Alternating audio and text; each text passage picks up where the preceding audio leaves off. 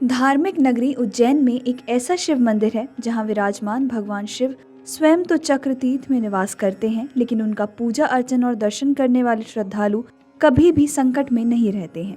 ये महादेव सभी पर अपनी विशेष कृपा करते हैं और आनंद बरसाते हैं।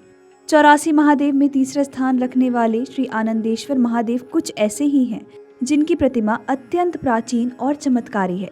मंदिर के पुजारी पंडित राजेंद्र कुमार शर्मा ने बताया कि चक्र तीर्थ पहुंच मार्ग पर ही घाटी पर श्री आनंदेश्वर महादेव का मंदिर स्थित है, जहां भगवान श्री आनंदेश्वर की काले पाषाण की प्रतिमा स्वयं भू बताई जाती है।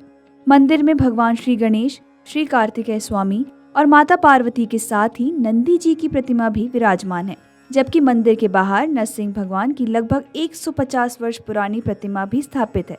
पुजारी पंडित राजेंद्र शर्मा ने बताया कि भगवान श्री आनंदेश्वर महादेव सब पर कृपा बरसाने वाले हैं, इसलिए इनके दर्शन करने मात्र से ही समस्त संकटों का निवारण हो जाता है और संतान की प्राप्ति भी होती है। मंदिर में वैसे तो हर त्योहार धूमधाम से मनाया जाता है, लेकिन प्रदोष, शिवरात्रि और सोमवार को बड़ी संख्या में भक्तजन भगवान का पूजा अर्चन करने के लिए मंदिर आते हैं। गुरु पूर्णिमा उत्सव की रहती है धूम। मंदिर के समीप आनंद आश्रम भी है, जहां ब्रह्मलीन गणपत दास महाराज और कचरू दास महाराज की समाधि के पास ही प्रतिमा भी लगी हुई है, जिनका आशीर्वाद लेने के लिए भी बड़ी संख्या में भक्तजन आश्रम पर पहुंचते हैं। मंदिर के पुजारी पंडित राजेंद्र शर्मा बताते हैं कि गुरु पूर्णिमा उत्सव की धूम मंदिर में दिखाई देती है। इस दौरान यहाँ राम कथा, शिव कथा, भगवत कथा के साथ ही भंडारे के भी आयोजन किए जाते हैं। भक्त आनंद के नाम से जाने जाते हैं श्री आनंदेश्वर महादेव। स्कंद पुराण के अवंती खंड में उल्लेखित श्री आनंदेश्वर महादेव की कथा बताती है कि प्राचीन काल में अनमित्र नाम के एक राजा हुआ करते थे, जो काफी उदार और तपस्वी थे। उनकी रानी का नाम गिरिप्रभा था, जिन्हें आनंद नाम का एक पुत्र भी हुआ था। ये पुत्र इतना विचित्र था कि पैदा होने के साथ ही वो पुनर्जन्म की बातें करता था। उसका कहना था कि ये सारी सृष्टि स्वार्थी है, एक बिल्ली रूपी राक्षसी मुझे अपने स्वार्थ के लिए उठाकर ले जाना चाहती है, तो आप सिर्फ और सिर्फ मेरा पालन पोषण इसलिए करती हैं क्योंकि मुझसे आपका स्वार्थ जुड़ा हुआ है। बालक की ऐसी बातें सुनकर रानी गिरिप्रभा नाराज हो जाती हैं और उसे अकेला छोड़ देती हैं। उसी समय बिल्ली के रूप में घूम रही राक्षसी उस बालक को उठाकर समीप ही स्थित एक अन्य राज्य की रानी हेमानी के शयन कक्ष में इस बालक को रख देती हैं।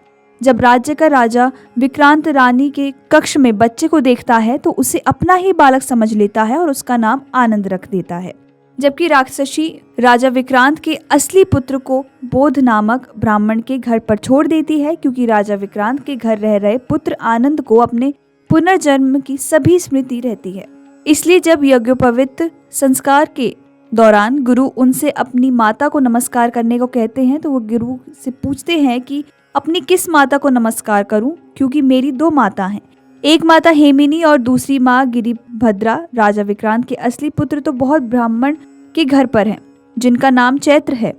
ये सभी बात सुन सभी लोग आश्चर्यचकित रह जाते हैं। सभी जानकारी लगने के बाद राजा विक्रांत अपने पुत्र चैत्र को ब्राह्मण के घर से ले जाते हैं और उसे अपना राज्य सौंप देते हैं। लेकिन आनंद इन सब के बाद महाकाल वन पहुंचता है, जहां वो भगवान शिव की वर्षों तक उपासना करता है, जिससे उसे ऐसी शक्ति प्राप्त होती है कि वो छोटे मुनि बन जाते हैं। क्योंकि इस शिवलिंग का पूजन महातपस्वी आनंद के द्वारा किया गया था, इसलिए इस लिंग की उन्हीं के नाम पर आनंदेश्वर महादेव के नाम से जाना जाता है।